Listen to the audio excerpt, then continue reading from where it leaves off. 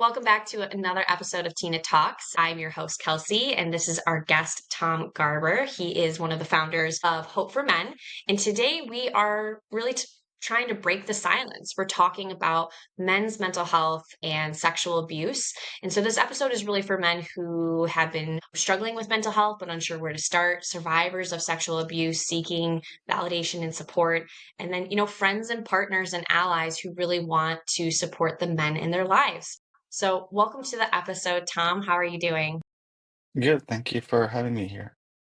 Yeah, of course. We'd love to know a little bit about you. If you could just, let us know where you're at and what it is that you do with Hope for Men. Sure. I live in Berlin. I'm in Berlin, Germany. I was not born here. I was born to a German family, but I moved here about 12 years ago.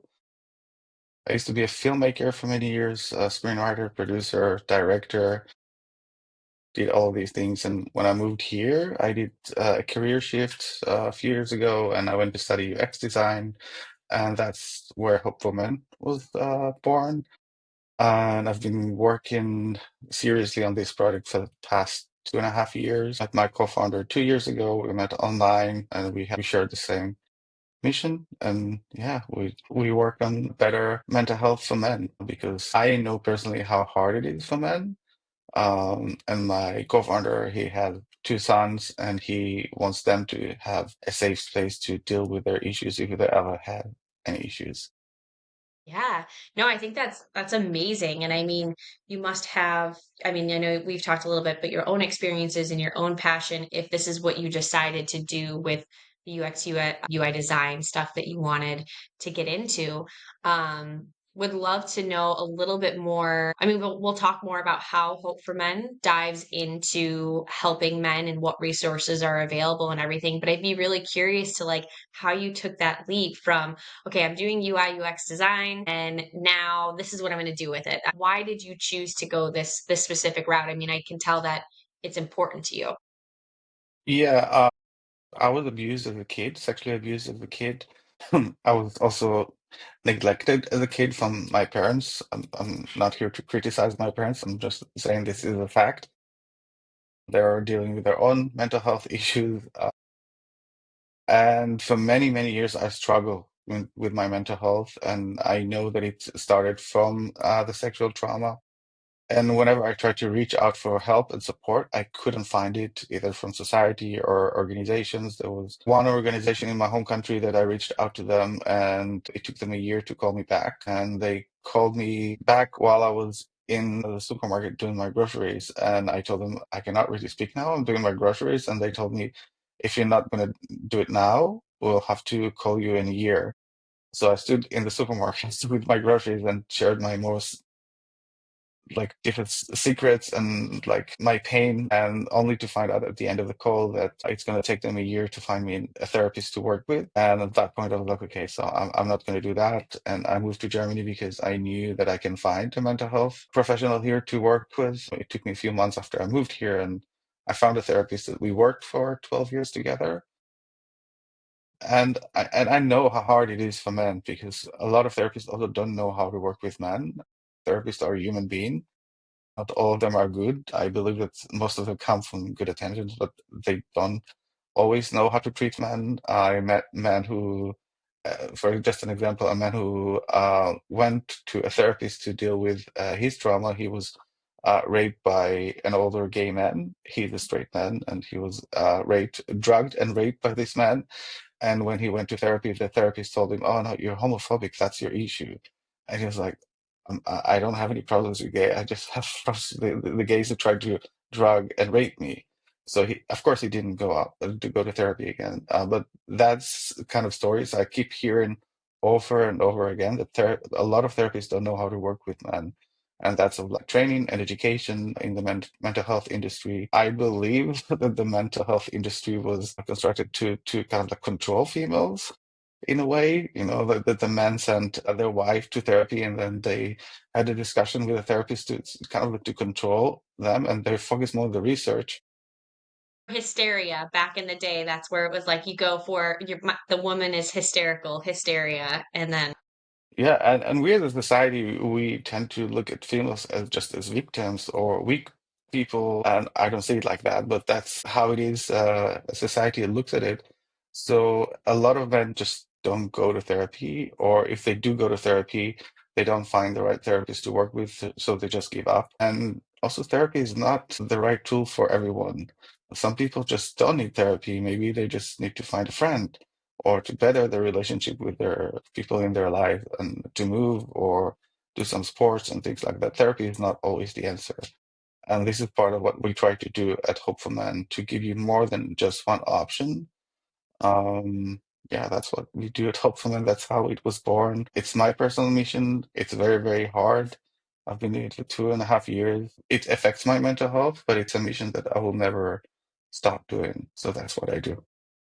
Well, well, fuck Tom. Well, first off, thank you so much for sharing and being very open and vulnerable on this episode. We really appreciate it. That's why we have TINAH Talks. So I really appreciate you sharing. There's so many things that I want to touch on. I'm just curious though, real quick. You said your home country. So where was it initially that you really struggled to get access to like therapy and services?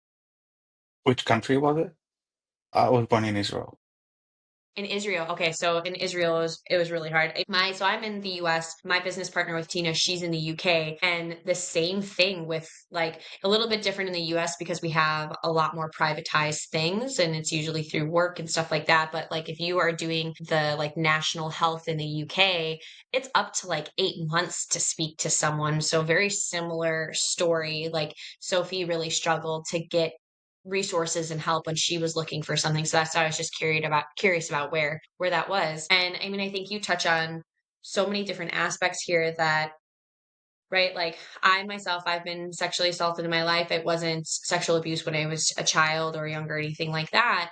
I know that my dad, who has passed, for those who haven't listened to episodes before, he died from end stage liver failure, from alcoholism, and he pretty much he drank himself to death. And I'm a very firm believer that he was really depressed, and he was also struggling with other mental health aspects that were never truly diagnosed, and he never got support for any of that. He was left on his own. And I'm pretty sure, what I've heard through the grapevine of family stories and things like that, that he had abuse and sexual abuse experiences when he was younger and he never received the support from it. I know that at that time, especially like with my grandparents' generation, I think it was brought to their attention and it was just like, no, nothing's wrong, it's fine. And then you just like sweep it under the rug kind of thing. So I think many people can probably relate to this kind of journey and this story, which is really, really unfortunate. And I think that on top of it, right, you're expected to be strong. Like men don't cry. You're supposed to, just deal with it and shut up and move on. And I think the way that we have societal expectations along with the barriers of therapy of itself, getting access to therapy, finding the right therapist. Like I've had some good therapists, but it's hard to find someone right to work with kind of thing. And so, you know, I think when we talk about men's mental health, what do you commonly see in terms of men? I know has can have depression, anxiety, but I find that like men tend to it manifests differently in them, right? What do you typically see in terms of manifestation where it's like, oh, there's something going on with them. They're struggling with their mental health for whatever reason, whether it's sexual abuse or trauma or anything like that. Sex addiction or any kind of addiction, drugs addiction, men are more vulnerable to become homeless person. People used to say or keep saying men don't speak or men don't open up. My mission is to change this narrative because it's not true because men do speak. It's us as a society don't listen to them. Maybe we speak differently, we use different words, we use different actions, but we do speak. And actually, when you spoke about the UK, there was actually a study in the UK that out of 1,000 men who committed suicide, 91% of them went to get help and they didn't get the help they needed. And that's why when people tell me men not to speak, I always show this statistic because it's not true. We do try to speak, and then people tell us don't speak. Because and that's the message that we also tell young boys. You're not supposed to have feelings. That's by the way the environment that I grew up in. Again, I'm not putting blame on anyone. I grew up in a household with a mother and two sisters, And the only messages that I've heard are men are cheaters, men don't have feelings, you shouldn't trust them. And I was a man growing in this, and I was so confused. I'm none of these things. I know how to love, I know how to care, and I never cheated on anyone. I'm a good friend. And it was very, very confusing to me growing up because I couldn't find myself in this. And also, we shouldn't look at men as just one unit. Like, we shouldn't look at females just as one unit. We are all human beings with different forms. My mom, for example, never wanted to speak about her mental health. She never wanted to go to therapy. She wasn't an easy person. So it doesn't really fit how we talk about females. Or, yeah, I look at everyone as a human being, not just by your gender or something like Yeah. that. No, and I 100% agree with that. I mean, like, I think mental health in general is stigmatized for everybody, right? And I also understand where you're coming from. Like, my parents, I was on my own at 16.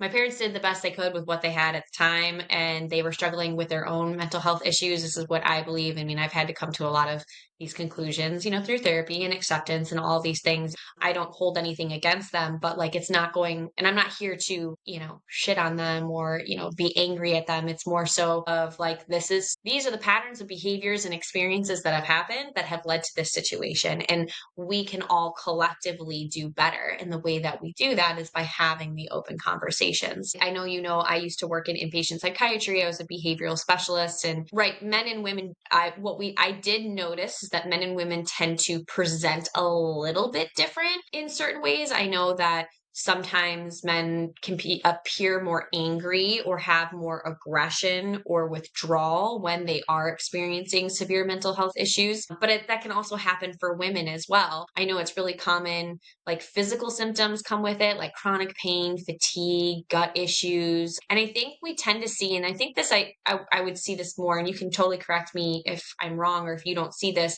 but men tend to like throw themselves into things more, right? Like there's the addictions, but then there's like workaholism where they just like throw themselves into work and anything to do to numb and distract from the experiences, the narratives that they're carrying around with them that no one will listen to and that they can't find support for. And that's kind of what I saw with working on the unit and working with people who were severely struggling at that time. And have you seen similar kind of behaviors for men when they're struggling?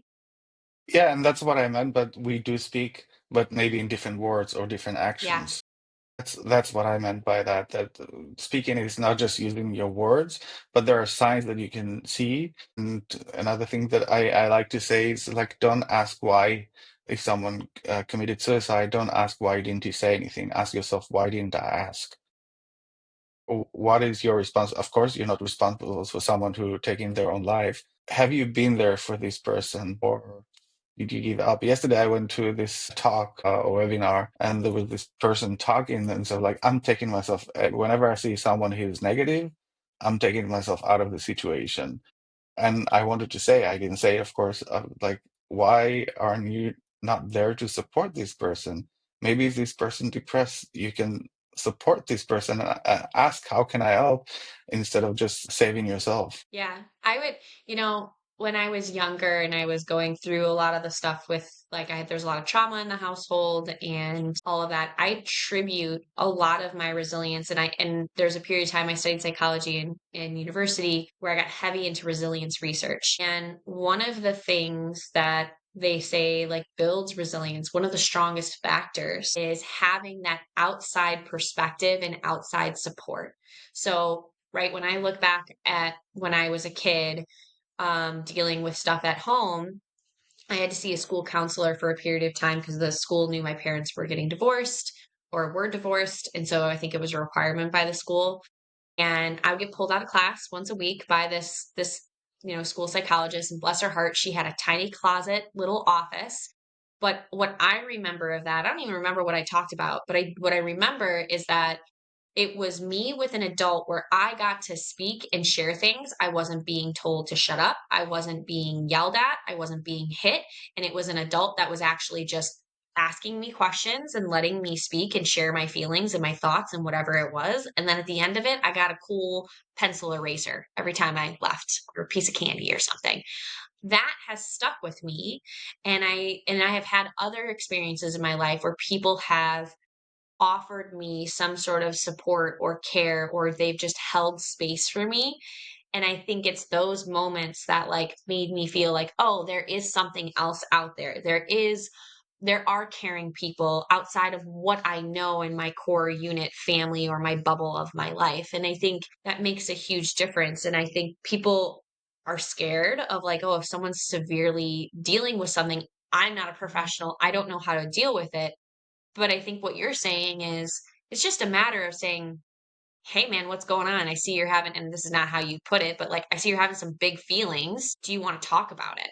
You want to like, I'm happy to hold some space for you right now, like judgment free, and we can like grab a beer over it, or grab a margarita or grab a juice, whatever. It doesn't matter. Have a coffee." I think we're egotistical beings, so we're always thinking about ourselves. And then we all have our own stuff going on. We have our own problems. We have our own experiences. And so having to manage that in and of itself and then just worrying about us, ourselves, and our own well being, we can get consumed by that. And then this is not, when you don't feel like you can open up and talk to other people about it, you're not going to feel like holding space for other people to do the same, I think, which kind of comes full circle to why we're having conversations like this on Tina, you know? Yeah, and ask more than once because think about Yeah. yourself. If someone asks you, "Are you okay?" and I guess most people automatically will say, "Yeah, I'm okay."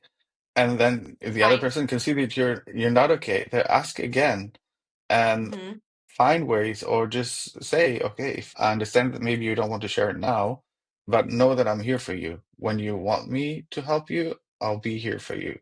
So ask more than once.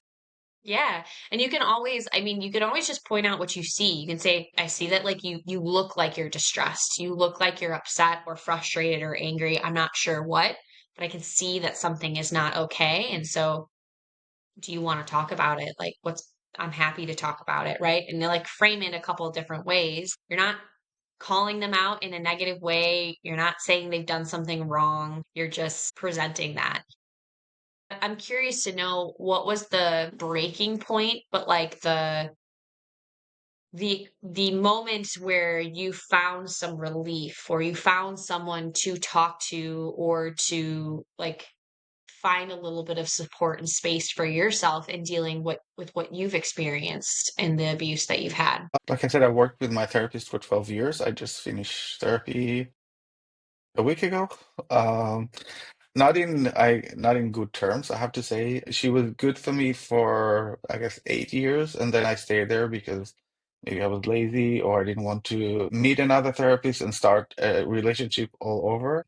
It ended because I decided that I want to discover other things, other options for myself, other kind of therapy, or to do yoga for trauma, or EMDR, or any other kind of therapies, that because I felt this does like talk therapy didn't work for me anymore, and I wanted to discover other things. Yeah, I think I felt seen by my therapist, but we also don't come from the same background. From like we did therapy in English, which is not my native tongue, and it's not hers. I'm Jewish, she's German, so there's always this in between. Yeah, it helped me a lot to get to a better point so I could start taking care of myself. And that was the important side. Like I haven't had relationship with my family for many years, and she helped me. The work that I did with her helped me to rebuild my relationship with my family. And like I spoke about my mom, for many years, my mom saw me as another man who hurts her because that was her experience in life, and I couldn't deal with that anymore. And I said like I'm not interested in having any relationship with you because I cannot be the person who hurts you all the time, even though I don't want to. And it could only change when I change something in me. Okay, so I'm gonna show her a different kind of man, someone who cares about her, doesn't judge her, and just loves her. And that was the best years that we ever had. That's how therapy helped me to get to a Yeah. better place, to see her as a person and not just look at myself as a victim. Yeah, I think you kind of touch on a really important point here for people who are not familiar with the resources that are what is available, even though it's still sometimes a barrier to get to. There is talk therapy, which I'm a firm believer talk therapy is great for starting the conversation. starting the conversation and opening up awareness about yourself and your own thoughts, feelings, and behaviors, and awareness about others, and being able to see people in different perspectives and light, and being able to see experiences or interactions in the world from multiple angles, right? Not to say that you want to diminish your experience in any way and start to say, oh, it's fine what happened, but to be able to, right? For me to be able to say, and I experienced physical abuse direct from my father, right? I love him deeply and I know he did the best he could with what he had. Did he go about it in a really fucked up way? Yeah. But I recognize he was his own individual person struggling with his own demons and things that he never got support for. And I am a really, and this is part of why I'm so passionate about mental health, like you, is that I think that if we were taught from a young age how to process our thoughts, how to feel our feelings, and then to appropriately communicate them and have boundaries that were around and have the safe space to do that, the world would be a much better place. People would be more resilient and they would be able to manage the things that come up with life because there's always going to be things that happen. But I digress. So I think, right, like there's talk therapy where that's a great starting point for that awareness and for starting the conversation. But there are other options, like you said, for addressing mental health. And there are somatic based practices like breath work and yoga and all of these different things, with other types of therapy from EMDR and cognitive behavioral therapy and dialectical behavioral therapy. That's not just where you're going and you're talking to a therapist, but you're actually learning, you're using your either your body or your nervous system to kind of reset different things, or you're learning tools and skills to challenge the way you're thinking and to help you better process your emotions and then learn how to communicate and express them. Does Hope for Men provide services like that give a mix of all these things, or? We just launched about 2 months ago, so we're just in our beginning. We didn't get any funding, so everything is slower for us. At the moment, we offer therapy sessions. You connect with therapists who understand men's mental health. In the future, we plan to have other resources for men. We do have articles now that mostly I write them. We did have some content team that helped me write some of it, but it's mostly on me, which is okay because it helped me to learn as well and educate myself. But in the future, we plan to have men's circles, healthy men's circles, because it can go to a really bad way as well, and other ways to build friendships, mentoring men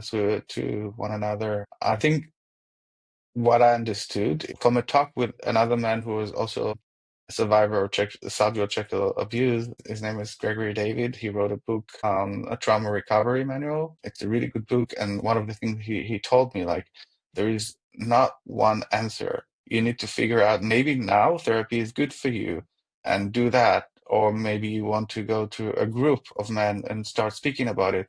But maybe this specific group is not good for you. Try another group and maybe it will be good for a few months and then you don't want to have it anymore. Just try to discover every time what's works for you. And about therapy, I believe that it's most, of course, the therapist needs to be professional and know what they're doing, but it's all about the chemistry. If you don't trust your therapist, therapy would never work. It can be the most amazing therapist in the world, but if they don't really connect with you, then it's never going to work. Yeah. Yeah, I think you hit the nail on the head. Healing, right? There's that whole saying, trauma is not your responsibility, but healing is. And healing is a journey. It is not a one and done thing. You don't take a pill and then boom, you're great. You don't go to a couple therapy sessions, boom, you're great. It's really is a lifelong journey. And I think the way that I describe it to people, and I'm going to use my hands and my nose for reference here, just for those who are just listening. But so on one side, on the left side, we are surviving, we are struggling, we are still in the midst of traumatic experiences that are really, going either or currently affecting our mental health or will continue to affect our mental health down the road. And then on the right hand side, we have where we're mentally thriving, where we are feeling great, we're in a place of fulfillment in life, and we're feeling positive, we have positive relationships, positive experiences, all these things, and we recognize what has happened to us in the past, it's acknowledged, and we work through and process those things. And then in the middle, which is my nose, is square one, square zero. So I think what a lot of people don't realize is that you can go from that dark place of surviving to square one, but that doesn't necessarily mean you're yet thriving, and you have to do work to get to that other side. The irony is that the things that you do in each capacity are almost the same, right? It's like where you're doing the work of going to therapy or trying to figure out how you can build healthier relationships or taking care of your body, and your nervous system, and figuring out how you can better process your emotions and it can communicate them and whatever approach that you take with that. But it's a journey, it's not a one and done thing at all. One Yeah. thing I know we're kind of talking about like the recovery of things. I did want to talk a little bit more about why men, other than right, society doesn't, right, like society, right, there's this fear of being disbelieved. I guess we did kind of talk about this. I was gonna say, men, there's a fear of being disbelieved, there's societal misconceptions that men can't be victims, and that there's a lack of male centered trauma support. In your development of Hope for Men, how has it been finding like therapists and support that want to be involved with this, if being that this is the case, like this is the barrier that men are experiencing in general? Uh, how did we find the therapist? That's the Yeah, question. kind of like, yeah, how has the process been trying to develop more resources or finding people who want to be involved in this way because they see that this is an issue as well? Talking about it and going out and putting myself out, sharing my story, that you need to build trust with people, also with therapists. I'm not a therapist myself, so it's harder to trust me as a professional. I had to build this trust and talking with therapists and for them to see that I'm doing something that is meaningful for me. So in the beginning, when I reached out to therapists, I had a call with each one of them to see, first of all, that they know what they're doing, because I didn't want to just have therapists joining us and then um, not giving the support that I want to give men, because they will just redo everything that I don't want them to do. So yeah, it's about building trust. And now they find us. Every day we get requests from therapists. I do have to reject some of them. Maybe they have been working for a year or two, or they don't have a lot of experience in working with men.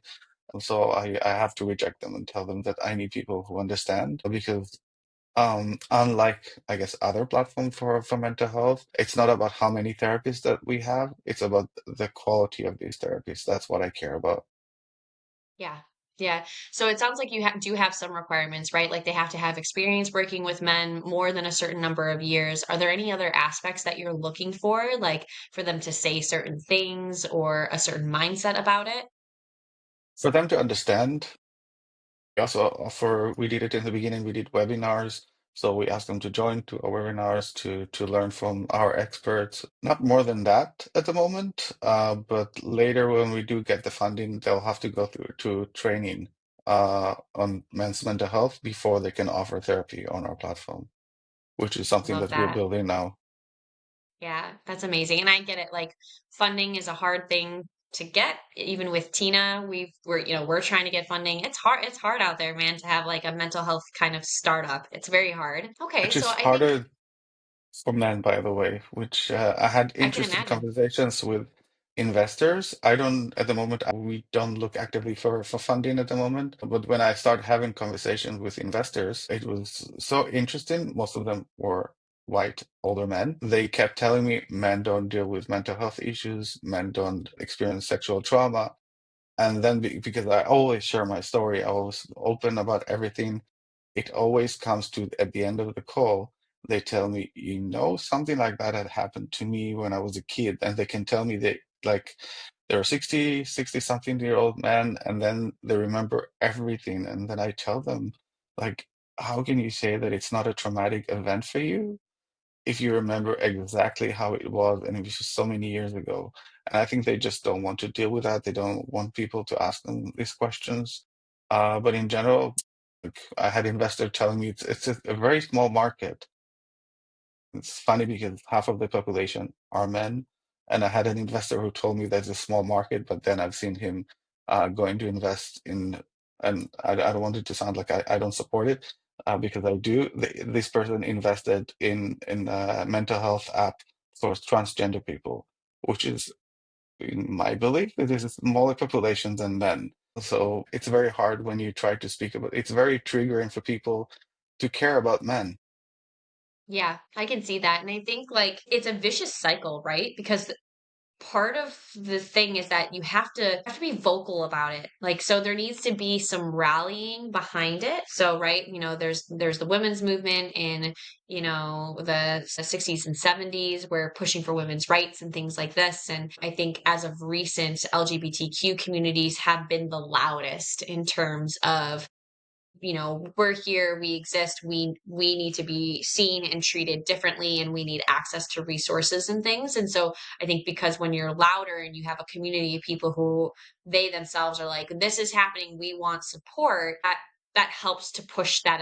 I don't want to call it an agenda, but for just the lack of a word here, that agenda along. And I think that when men are so, especially older men, so numbed out and repressing their experiences because they didn't have the support, no one held the space for them, they didn't have the resources, and they still somewhat are inaccessible. There's like, what's the point in digging up the past, or what's the point in dealing with this? I'd rather continue numb out and just not deal with it and like focus elsewhere or continue on in life. And some people are able to really compartmentalize, and then other people not so much, where it severely affects their mental health and their ability to function on a day-to-day basis and in society. And I think when you're at that point, it's then you're just another, I don't want to say like you're just a victim in the wheel, basically. You've someone who have experienced these things, but you're already at a place of feeling hopeless and shameful, and it's really really hard to then speak out and say, hey, I'm here, please help me, and then to have like a community and support behind that. And so am I making sense? Like that it's kind of this vicious cycle, like there is no support, and then to push for support people have to be unnumbing and be willing to be vulnerable and talk about things before it gets to a point where they're totally hopeless and shameful. And right? And then it just kind of feeds into one another with the lack of resources and support to help. I think that people tend to think like that, but I also know from our followers or people who are engaging with our platform, they are mostly over 45. Men Amazing. become much more sensitive when we get older. And because it's kind of like, okay, I don't care anymore. I'm just going to say whatever I want to. So they don't have the pressure. They don't have to take care of a family anymore because they're older. But there's also the younger generation that they are much more open to speak about mental health, especially in the US. It's different from different countries. Yeah, people tend to think that older men don't speak, but it's actually the opposite. That we become much more sensitive when we get older. Yeah. I know, maturity wise, right? I mean, like, I think the statistic is that like around the age of 40, early 50s is when men finally like hit an emotional maturity that like women hit in their like mid to late 20s kind of thing. And so it's a little bit of a longer journey. That makes me happy to hear that the people that you are having engaged in the community so far are 45 and up, because I think right, it needs to start somewhere. It starts from the top. um, the older generations, they're the ones that, so to speak, I don't want to say control things, but when you have money, right, you're working, you're a little more established, you're not just some teenager that's like still experiencing the world. I feel like you can make more progress and adjustments. Imagine if we all came together in every generation and all of that. I guess so this brings me, before we like wrap up and everything, I really want to talk about, right, I'm not a man, and like I said, I mean, I have a boyfriend, but my dad has passed. I don't have any male siblings or anything like that. And so I would love to talk about how we can better support men, right? Like how can we better support their mental health? Aside from, asking, are you okay? And like, I'm here to listen. Is there anything else that we can do to really like hold space or really help kind of push to get more resources and support for them? find resources. We have them on our platform if you want to find some resources. And maybe don't just, if you're the man in your life that you see that they need help and you don't know how to help them, you can reach out yourself to a mental health professional or some organization and ask them how can you help for specifically this situation. There's no one solution, but it can also affect your life. Maybe you're married or you have a kid, a boy that are dealing with that, and you don't have the answers. You can reach out as well to take care of yourself and also to ask, how can I help this man in your life? Yeah, I love that. I think that that hits home. I think right when I think about having children, I don't have kids right now, but I want to, and it's not even just boys, but girls. Like if I'm upset and I'm having a hard time and I'm crying, I don't want to hide that from my children. I want them to be able to see that it's okay to not be strong all the time and to really help them figure out like you're having a feeling. Like how are you feeling right now? Let's like label what it is that you're feeling and let's breathe through it together kind of thing. And I think you can do that with adults as well. I think it feels a little bit weird if you're not used to doing it. It's easier with like a kid because you're teaching them. But I think again, these are skills that everybody can benefit from being able to label your emotions, being able to feel it through your body and then to like healthfully step out of it. And I know in the US there are resources in terms of like male-led groups and things like that. Like you said, I know there's like men's circles and it really depends what type of circle it is. So you have to be tentative and careful and make sure that it is led by, I would recommend that it's led by a professional, someone who understands the dynamics of so-called group therapy because it's an example of a microcosm and it can lead to a toxic environment if men are feeding in things without or whoever's in the group can feed things in without clear direction and skills to process through things, if that makes sense.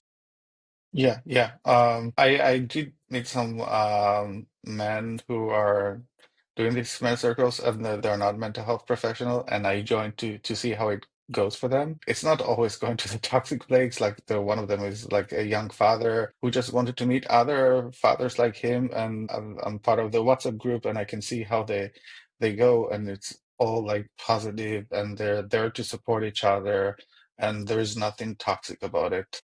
Yeah. And I also wanted to say that if you do have kids, don't teach your daughters that they can only be victims. When you talk Mm, to them about consent, tell them that they need to ask consent as well, because men can also be, like in the UK, for example, legally, men cannot be raped by females.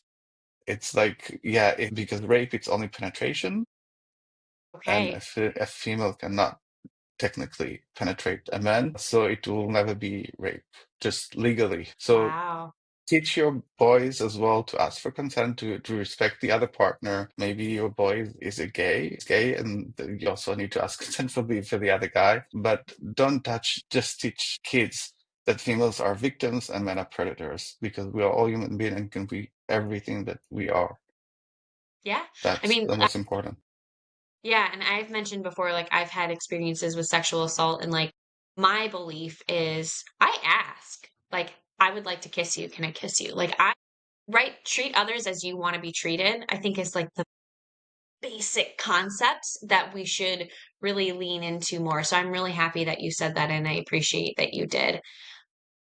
I do think that just for reference for people, there are online communities, there's helplines, there's books, there's podcasts on male trauma recovery. So if like you're not ready to jump deep into therapy approaches, you can do that. And if you're not ready for like talk therapy, there are things like CBT and EMDR, like which are a little bit more practical skills based. And just know that like if you can find people in your community you can have conversations with, like you said, sometimes it's a matter of just finding a friend and it does require a little bit of vulnerability and putting yourself out there. So before we wrap up, is there anything else you'd like to say, Tom? Oh, just be strong, man, as human being. Like I know that it's a very sensitive topic, and we're not going to open it now. But just if you're a young or in just not any age white man, doesn't mean that you are evil and you're a bad person, because that's the biggest message that you hear today. That if you're white and male, you're probably evil. So don't listen to these people. I'm not saying that they're not evil people, that they're evil people in any race and any gender, but just don't listen to these messages and find positive and supportive environment that don't spread hate to anyone, including yourself. I love that. I think that's amazing. And I think, right, remember like all mental health matters, but men, suffering in silence isn't a strength. Male survivors of sexual abuse deserve to be heard, supported, and believed. And healing is possible. And like we said, there's resources available. So I really appreciate you, Tom, coming on. We're going to put the Hope for Men information in the show notes. So if anyone is interested, they can take a look at that and get in touch with the resources there. But just remember, guys, you are not alone. Your experiences are valid and healing is possible. So keep going. And thank you so much for coming on, Tom. Thank you for having me.